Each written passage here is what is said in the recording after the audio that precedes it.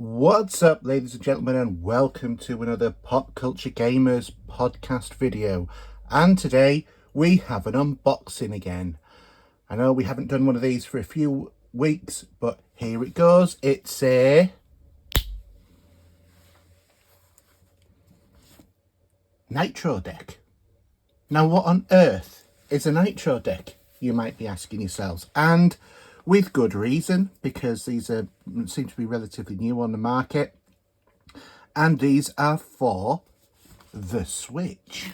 Bet you would never have guessed that from the cover there, would you?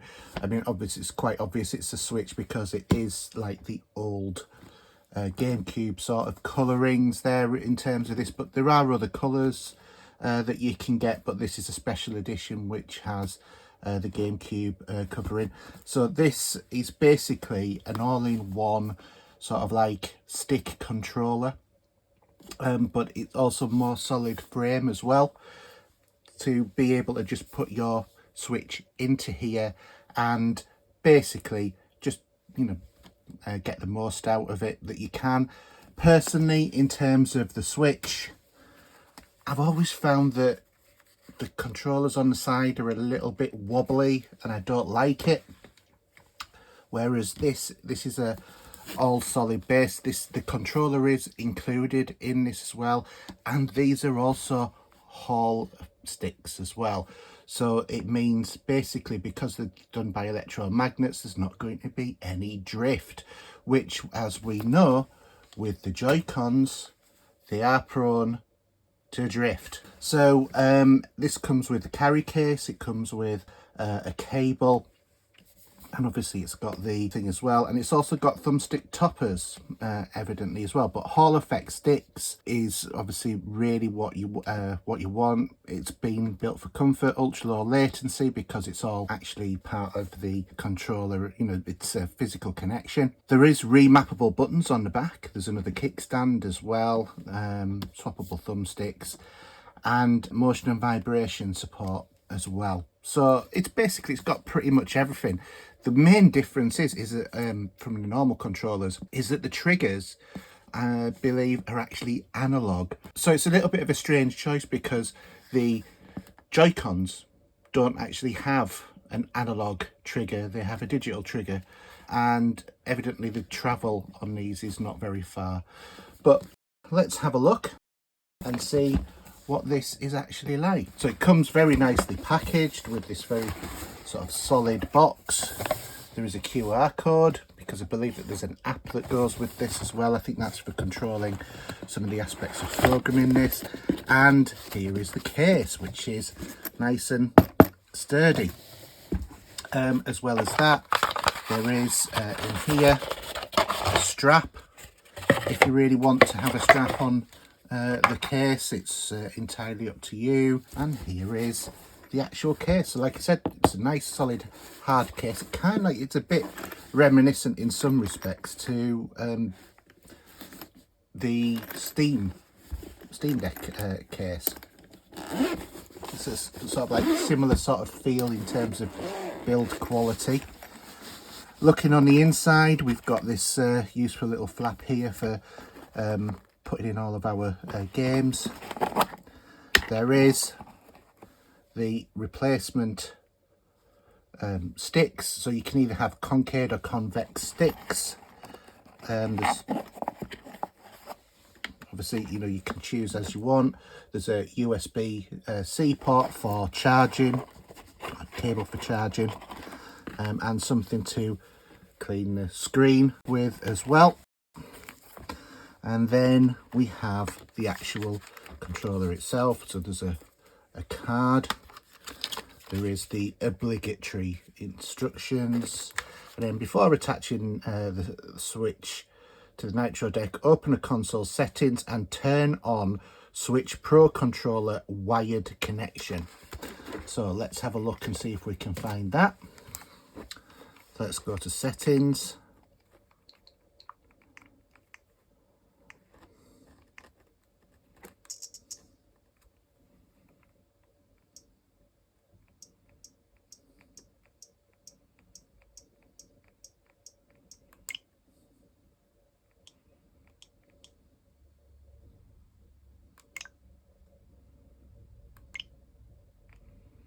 So that's that on. So in terms of this, evidently this can also be used as a standalone controller. Why you would want to use it as a standalone controller, I don't know. It doesn't really make sense to me at all. It does feel really, really light. It feels sturdy. It feels good quality.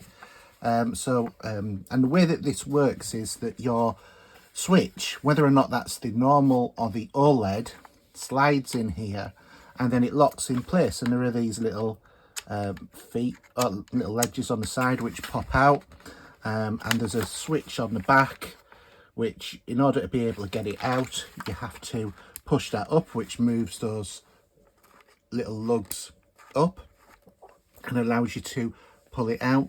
Some people have put a sort of bit of reservation about having to press onto the screen to sort of like push it up, but I'm sure you could like just do it at the bottom. There is a kickstand as well, which is really stiff. I mean, really, really stiff. There is also two USB ports.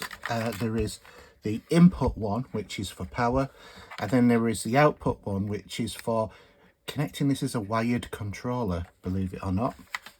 And then there are these back buttons, which are evidently mapped to the trigger and shoulder buttons, but you can change them if you really want to.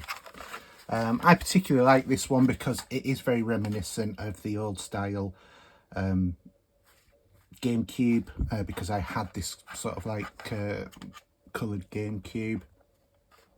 So it's got a lot of good memories for me. As I said before, these come off as well and you can put new ones on. I believe I saw someone saying that the Xbox ones will fit on here, although I don't think I'd be testing that supposition, to be honest. The buttons have got quite nice clicky. Yeah, there's really not a lot of travel in here. If you look there, it's not that far, but they are nice big buttons. These ones are glossy, these ones are matte for some reason. I don't know why they didn't do them both the same. Maybe it's so you've got a tactile sort of feel, but this is all plastic as well. It's not rubber, and to be honest, I like that because I don't like controllers that are rubberized, because they make my hands sweat, whereas the plastic is a lot nicer feeling for me. So let's just take these out.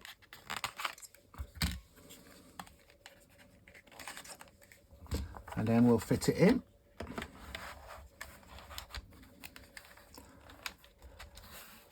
So there is a little bit of movement room.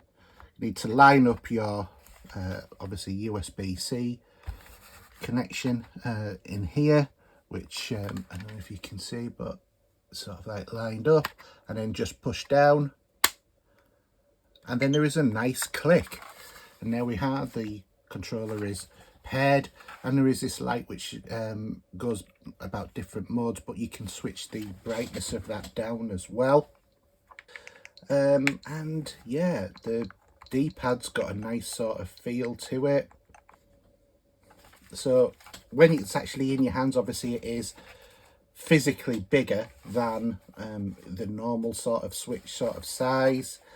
Some people have said that this should have been a little bit further over, but to be honest, if you look at just the way that my hands are holding this now, and this is how I feel like I would be holding it, it's not interfering with there. I can just to say feel it on the underside of my thumb, but I don't think that that's going to be too much of a real issue. So let's just start a game and let's see this in action.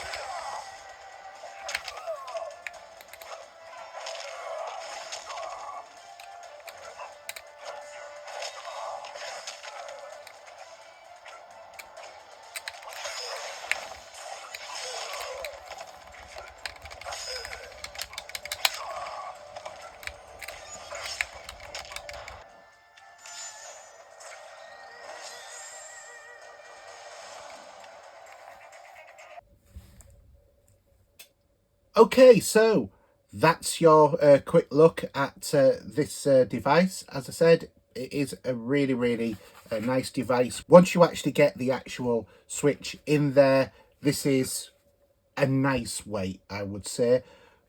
Pretty similar to the Steam Deck, not 100%, but it's still really nice. The back buttons as well, they're nice and sort of clicky, as well as the shoulder buttons.